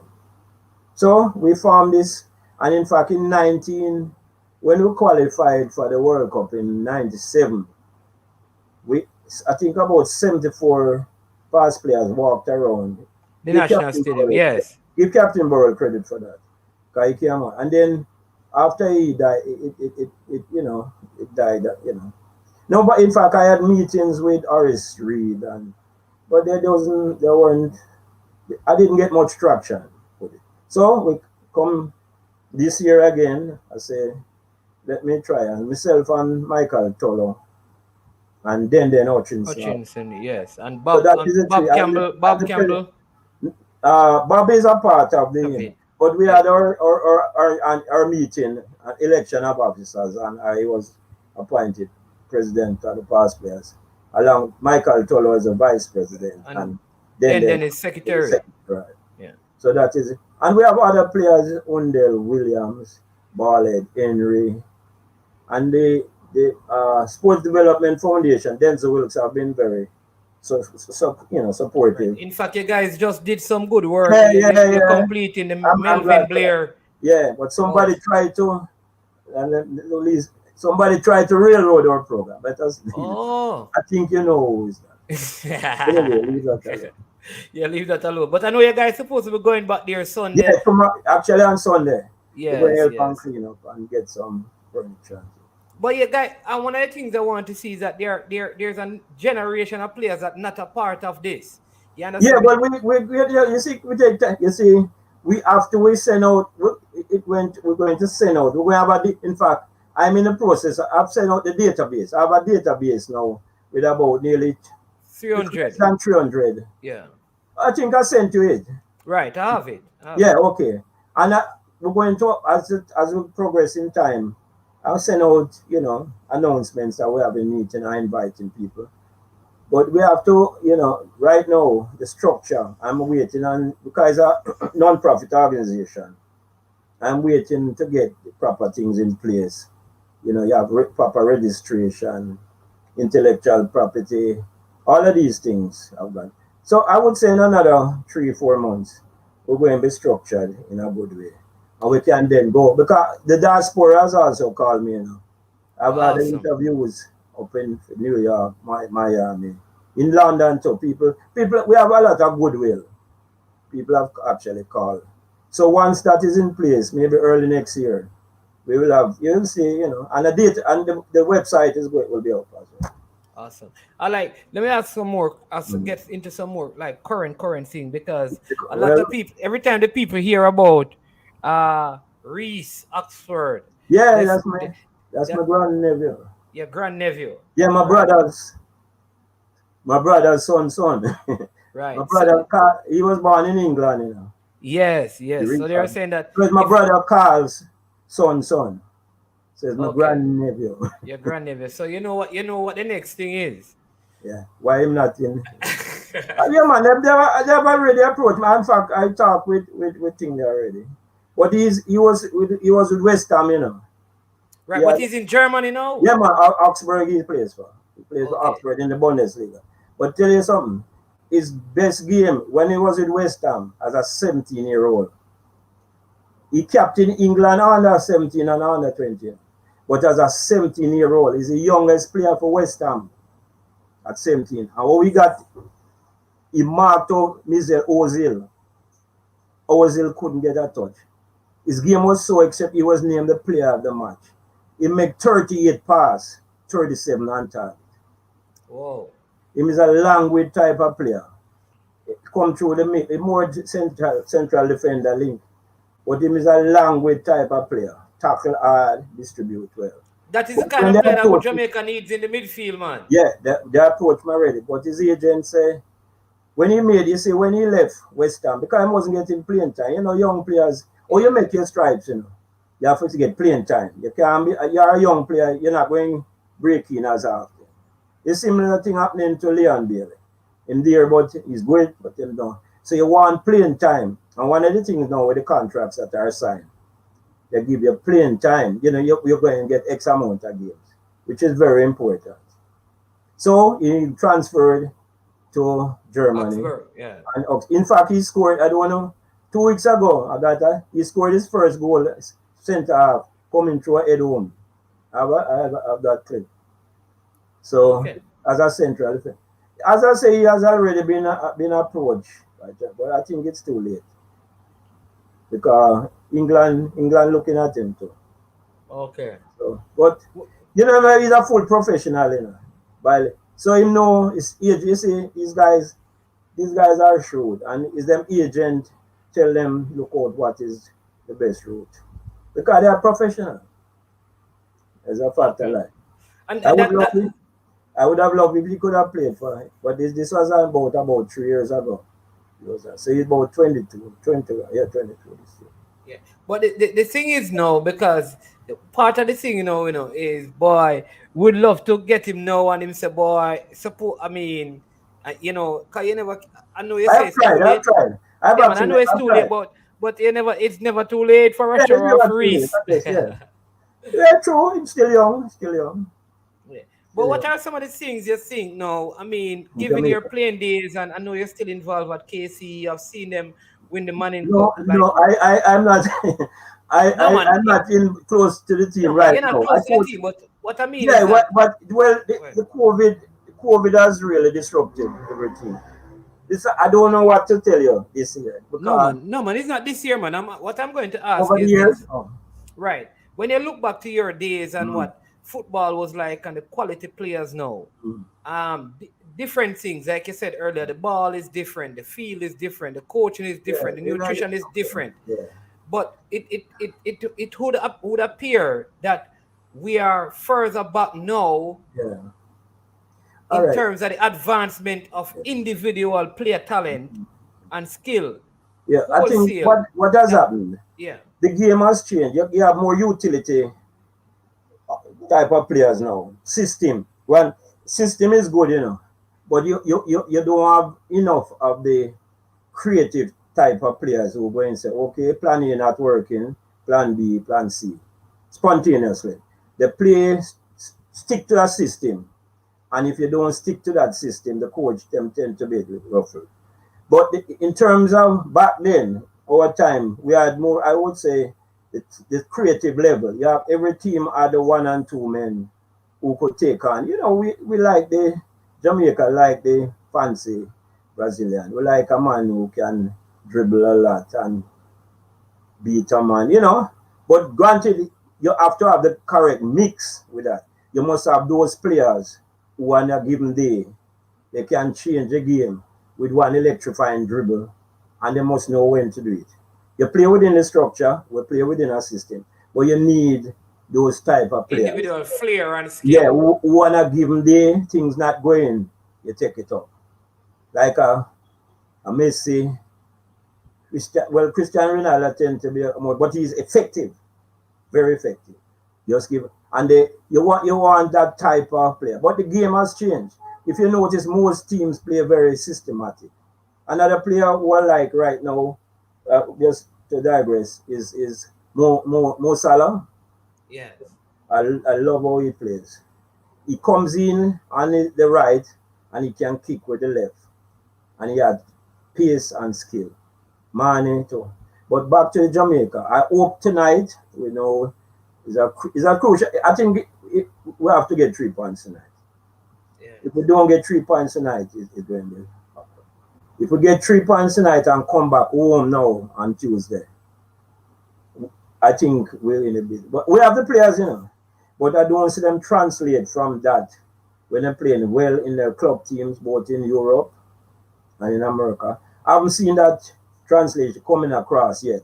Granted, they haven't played together, but that's the nature of international football. You only get 4 or 5 days together.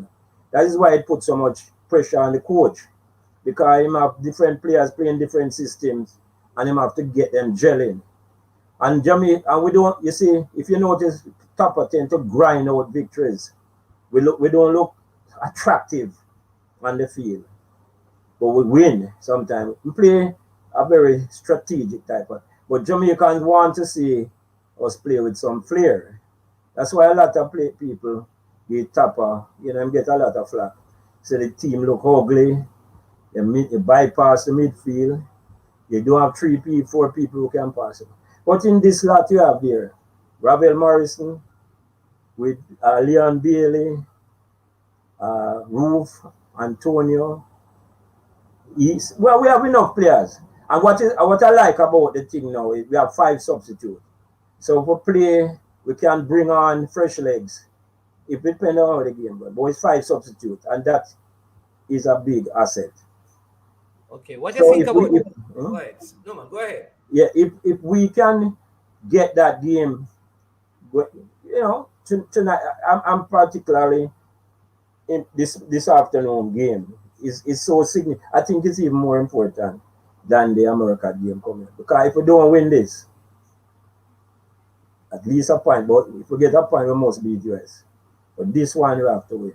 Okay, so basically we need 4 points from these 2 games. Exactly. I would have liked 6. yeah, but 4 would be bad. 4 would be bad. Yeah, but as I say, back to what you're saying, we have the players most of the players they know what to do.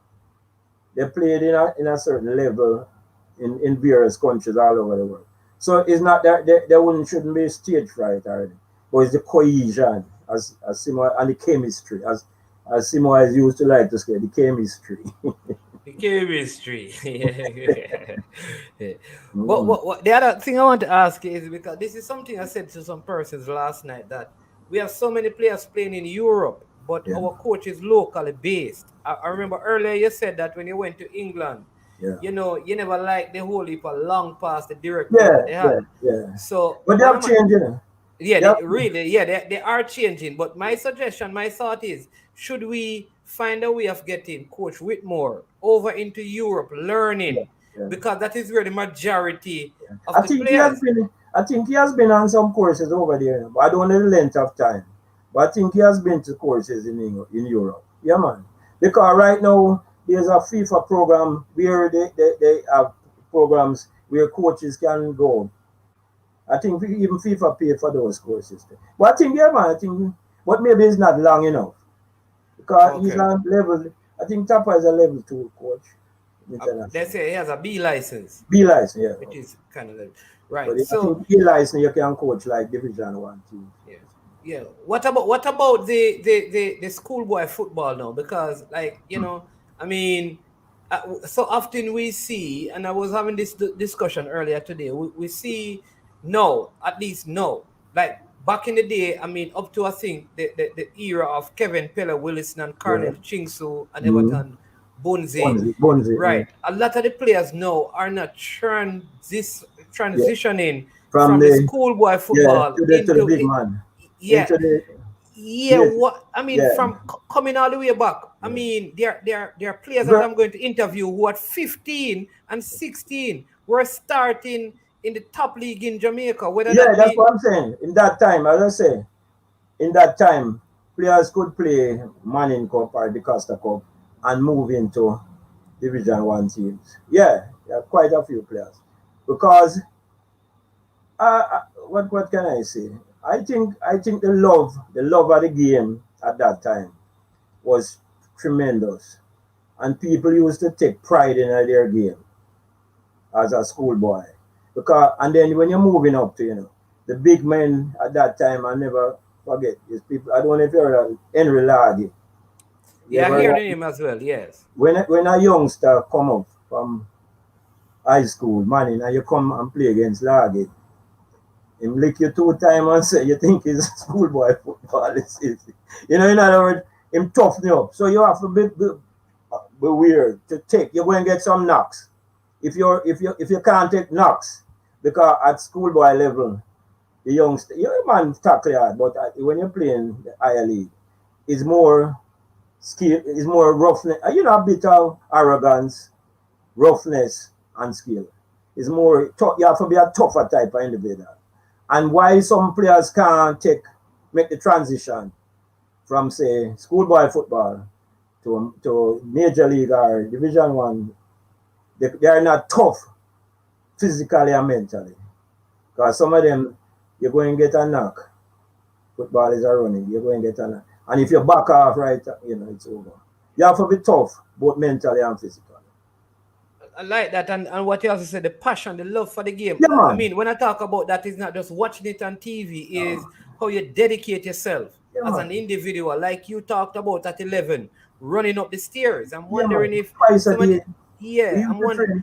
We train twice a day, you know. Yeah, at KC? You train twice a day. You see what people don't realize. If you want to be successful in any discipline, you have to put in the work. Simple as that. And remember I mentioned earlier about the weight training program. Yes. That is Mr. Goldsmith. Is an integral part. Go through 2 seasons and must one man get injured. Another thing, strength is important, you know. Strength, skill, power, and pace. You can't be just skillful, but you're soft, you know. You have to be strong. You have to be tenacious. You have to can withstand pressure. And mentally, you have to have mental fortitude. Those are the qualities when you're going up into the full professional level. Those are qualities. And because of our background, how we have evolved, a lot of players don't have that type of fortitude to withstand. And we don't have a structure. For instance, there's no academy. In fact, what I must give Mr. Speed, if you notice, Cavaliers winning team this year, under 20, most of them are under 22. Yeah. That's a very good sign. Very good sign. That means there are players there who, if kept together, can really give us a good account of themselves later on. So, you know, these are things. But I think it's because of the background and also diet too, you know. Diet is very important. And a lot of medical. How much clubs have people who go to dentists, people who go physiotherapy. Those are things are very, very costly, you know. Masseuse, you know. These things those are all professions. Some high school things. They don't have anything. Like possibly, you know, there's one, I remember one case. The one there, and this man him look good for the first half second. When I open my mouth, amount of bad teeth here, you know, these are all of these type of things, you know. You do full medical. Nowadays it's imperative that you do a full medical. But you have to have a lot of other things in place to make you an excellent footballer. Because you have psychological problem too. Maybe at home, my mommy and daddy not making it. All those things carry. And you know, Jamaica is a lot of one single mothers building up kids.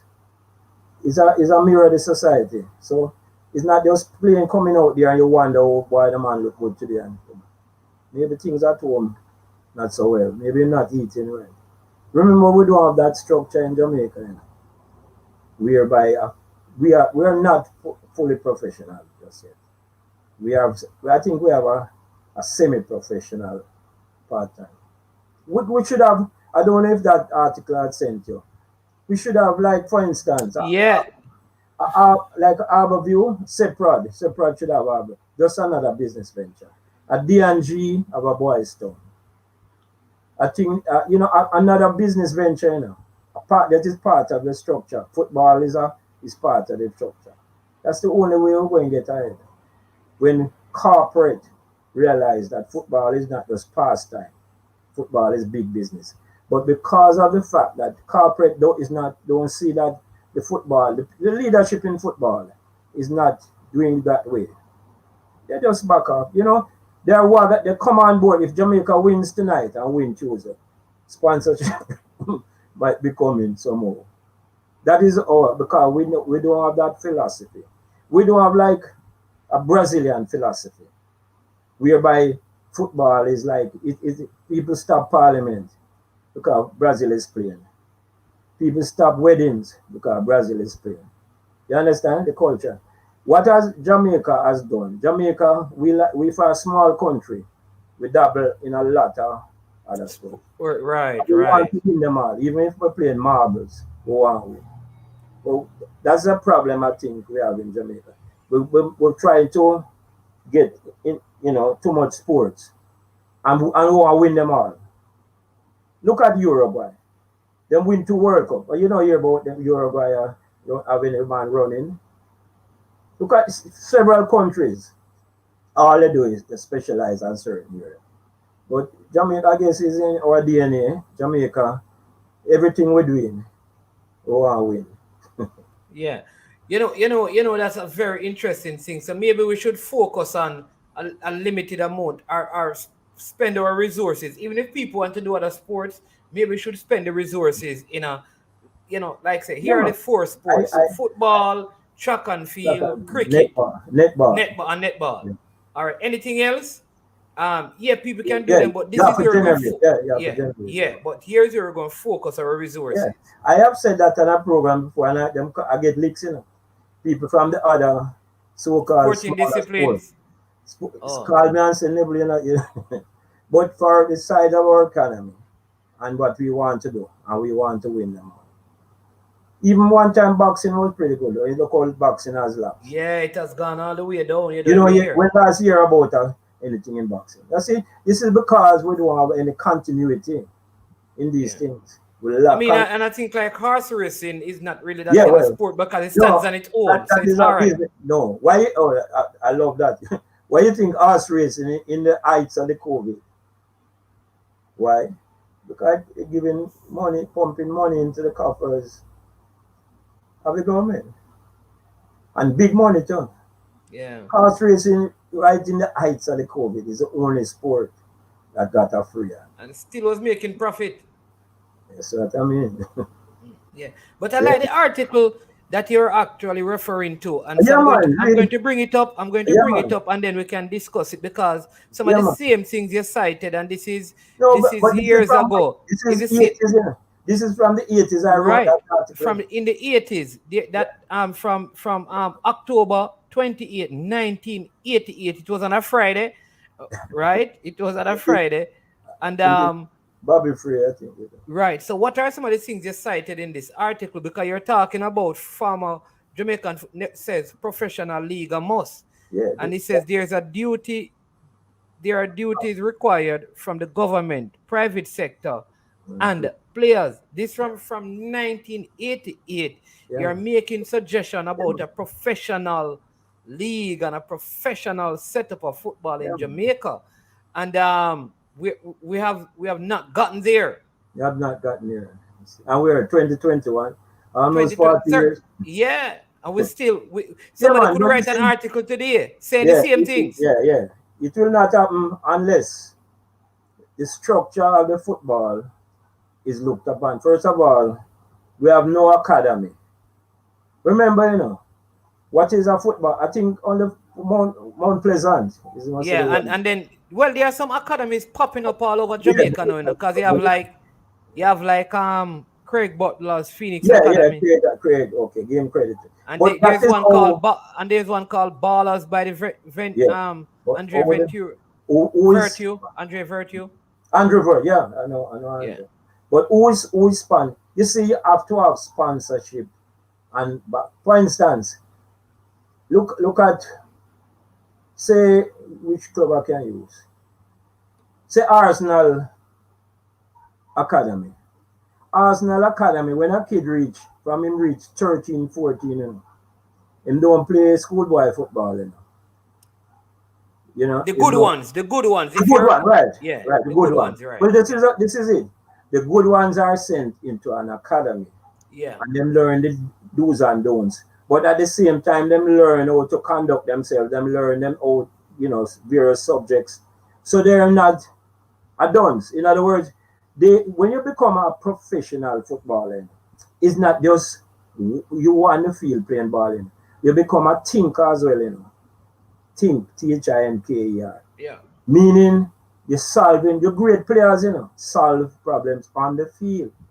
You have to outthink another person to beat him because you get all the major big professional teams have academies. So when you go out on the field, you have to outthink the man, outwill him, outstrip to win. But presently, Jamaica, we don't have that structure.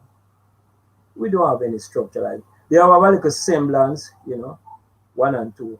But until we get that sort of template, whereby we have an academy, and as I come back to what I say, a D&G, a Grace Kennedy, a Seth Prad, supposed to look and say, look, if you're not serious about football, this is the way we're going, because we're going to continue to get mediocrity.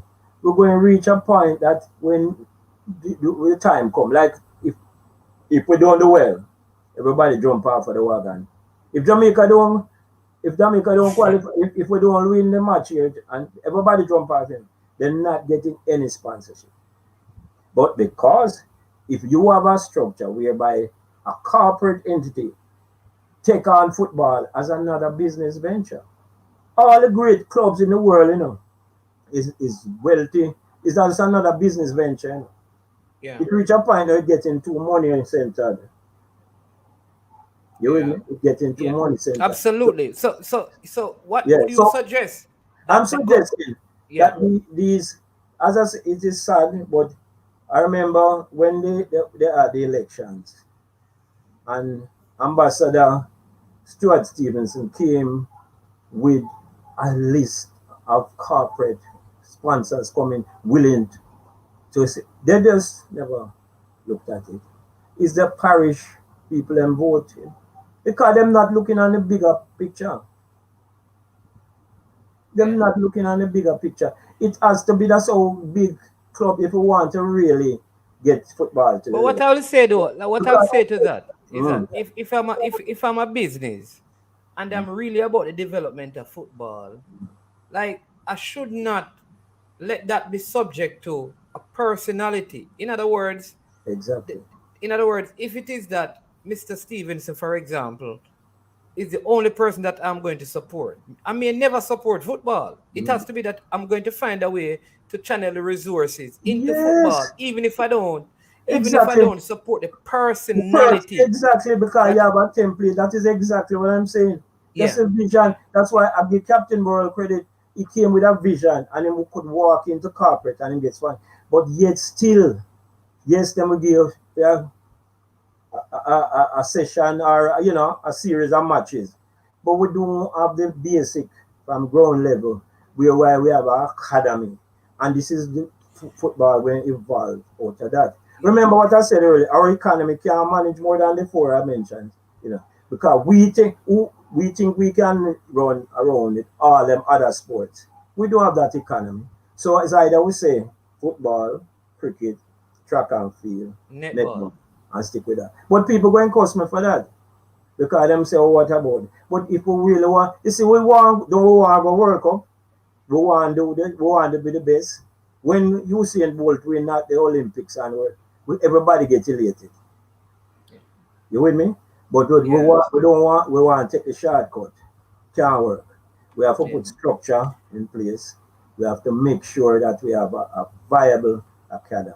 What are your thoughts on this, though? That maybe one of the things that we need to look at come 20, like say we qualify for the World Cup. Let's put it at that, and the resources are here.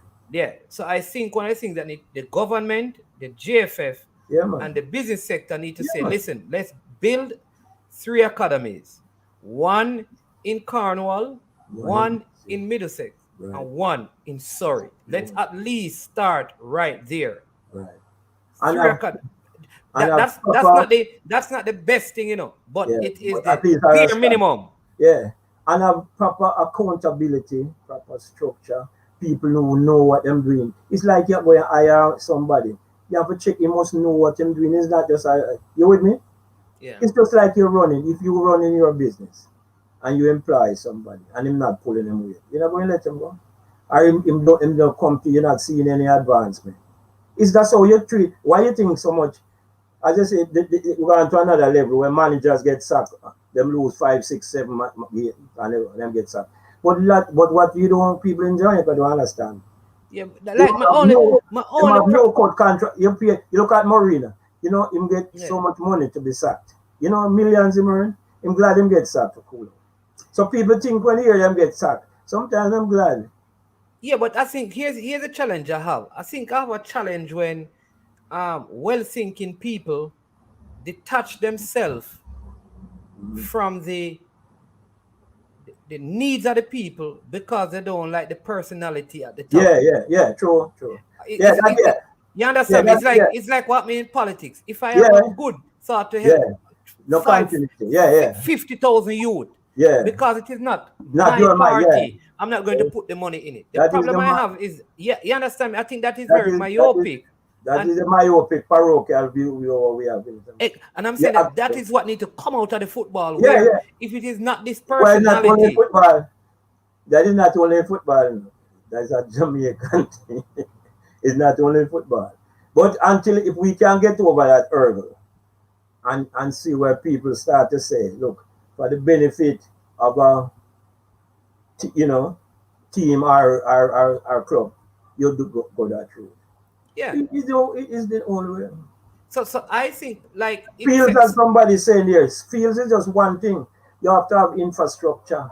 Infrastructure is not just fields, You have to have a support base. You see, because when people say upgrade the fields, let me tell people this. Listen, I'm all for the fields to be upgraded, but there has to be. I've seen fields built in Jamaica and they run down because, like I said, there's no infrastructure to maintain. And life is not just about attaining things. It's about maintaining what you have attained. And without proper structure, if you fix the field, they're going to turn into cow pastures after a while if you don't have a proper structure of the thing. So one of my things that I'd love to see is this. There should be something that is set up where if the person at the top is not credible enough and they cannot be moved, that the resources are still available through some medium to affect the changes. I agree. Because change should not stop because of a person or persons. Because at the end of the day, it is going to cause...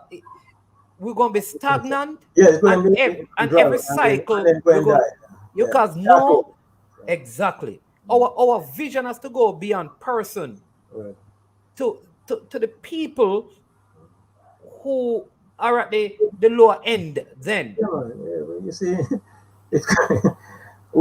I come back to whatever we've been socialized away to look at sport. As I used to say, ramping. We still to this day, like what your mother thought about. To this day, Jamaica. If you do we love football, we love sport, but we don't understand what it takes to get to that level and that height. What we want. We want Jamaica win every match. We want Usain Bolt win every race.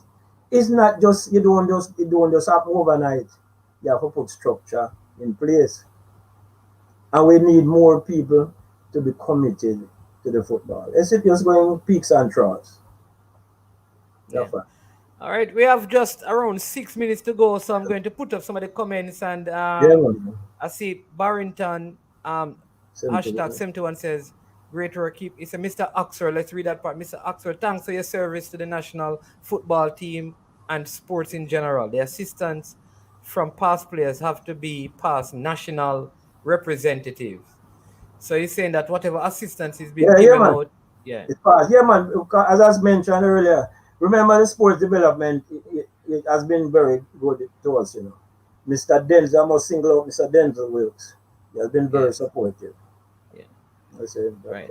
And then he's also saying that Dr. Keys is still in Maryland, best teacher of the game I had. playing for Jamaica Nats With along with Bancroft. Banky Grab. I know, yeah, man, I know. Bancroft Garden was awarded by the government on Heroes Day. No, what I think he was the guest speaker Right, he at was a the, guest speaker at some function at the recently. Sportsman and Sportswoman Award. Yeah. Okay, yes. Yeah. Yeah. Man, know me two brethren name that man. Dr. Tony Keys. That's Tony Keys. That's my captain there. That 64 team. Okay. All right. I'm trying to get some more at the of the comments up as we come to the end. But is there anything? Say Owen say you have a very very sharp mind, sharp mind, great memory. Yes. But that's good. But anything you want to? It's in a dream. My mother made 100, So I guess I get little Oh. them dreams. Okay. All right. Wonderful. But is there anything that as we come to the close of this, is anyone you want to shout out? Anything you want to say as we come to the anything you want to add? Yeah, man, I want The to floor is yours too. Yeah, man, I want to show it out several people. But it's when I get into single out, I get to forget. I want to show it out all the members of that famous KC 1964 and 65 team. I know a lot of them is watching right now, and I hope I did them justice. So big up, and boy, what we did then, boy, I don't know. It's almost 60 years now, and people still talking about it. And I want to single out also Mikey Tolo, then members of and all the others who worked along with us for that project for Banky Blair, Castle Blair brother. That was a tremendous effort. And to Jamaican sports people in general, any discipline you're into is hard work, sacrifice, and dedication. Those three things, there's any discipline, accountant, lawyer, professor, whatever. Those are the tenets what you must always have. And this little country, Jamaica, we have in every discipline, we have some of the best in the world. And I just hope we get out of this color business. Is when I said the two tribes, come Jamaica, live up to our full potential. Because we can do it. And we have the people. And we have a great love. This country has a great people. A beautiful country. People come here to hear our music and glorify our sportsmen. So Jamaica, stand up and do the right thing. One love. One love. There you have it, people. We don't have that, the local sword thing that they use tonight. People, we don't have that, but we're gonna say, Sir Neville, Oxford. I just do my little thing and try to make things better. Yeah, man. Let me tell you, like when I want to know anything about the history of anything, he's the man. He's the man that can give me the information. I need to do my own research, but he's the person. What I was there.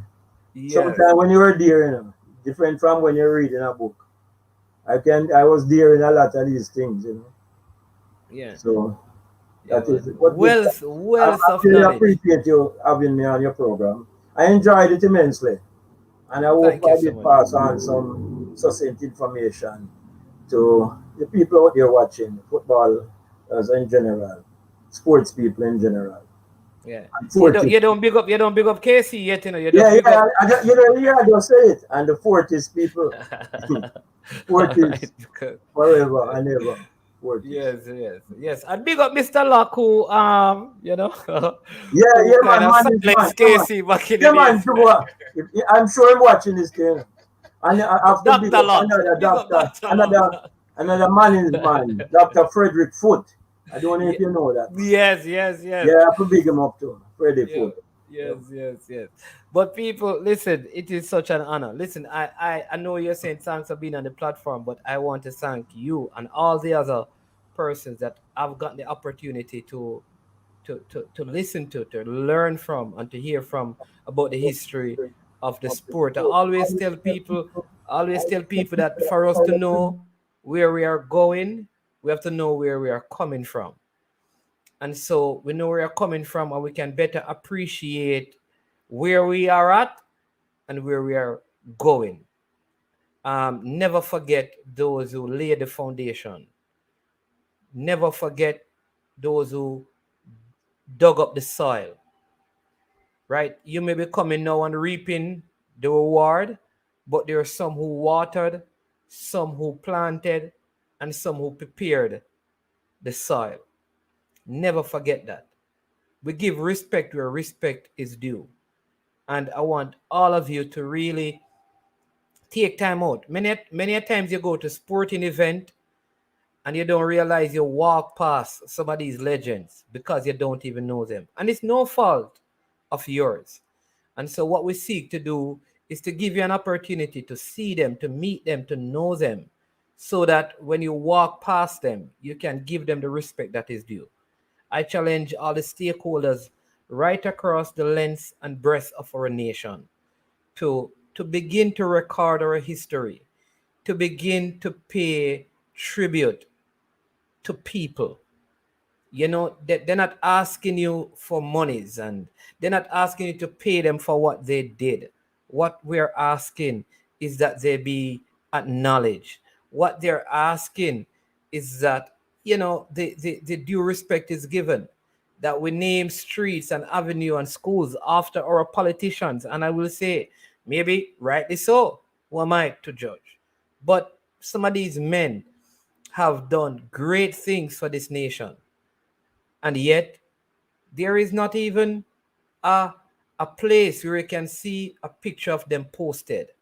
There is not a place that is named after them. Let us do right and do justice. When I've traveled to other nations, the people remember the great ones.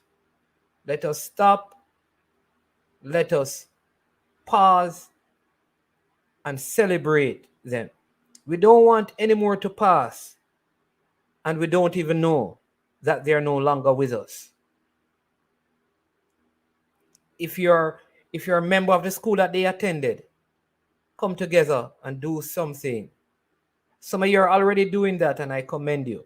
If you're part of the club that they once represented. And then I want to speak to the footballers, right? There are many of you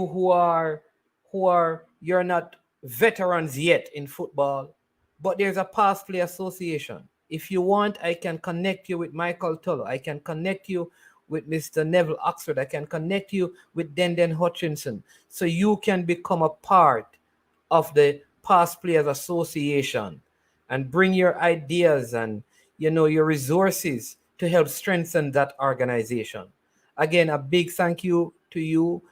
Thank you again, Mr. Oxford. Thanks to all the persons who stick and stayed with us. We ask you to like the content and to share the video, and subscribe if you have not yet to the platform. They are going to finish up the work that they are doing at Melvin Blair's place, and so I'm going to show you some pictures of that once they have done, and some videos on Sunday, so you can see the work that they have done. Let us create a hall of fame of our sportsmen, right, across Jamaica, and let us get to work on creating and building this museum for our great athletes and our great sportsmen and women.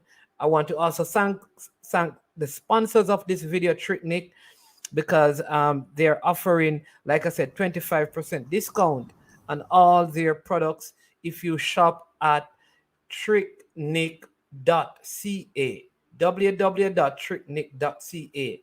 They're offering you 25% discount on all their products, right? All you have to do is enter the code I am sure sports 001. All right. And so again, thank you for sticking and staying. Go and enjoy the Da Costa Cup and Manning Cup match.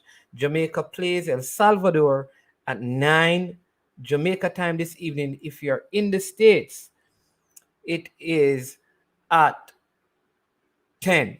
All right. And yes, he is the grand uncle of Reese Oxford, for the person who is asking. We conclude our video, the Legends Corner, with a word from our sponsors, Tricknick. Of 18 Jamaican herbs and spices, add delicious, bold flavor to your next grilling experience. Flavoring sauce, a marinade, basting, condiment, or topping. Trick Nick Jerk Barbecue Sauce. Trick Jerk Marinade gives your meats and vegetables authentic Jamaican jerk flavor. The spices are directly from Jamaica. Spices like jerk seasoning, allspice, Scotch bonnet pepper, fresh scallions, thyme, ginger, and garlic. The key ingredients to a great jerk marinade. 0% sugar and low in sodium. You want to try it?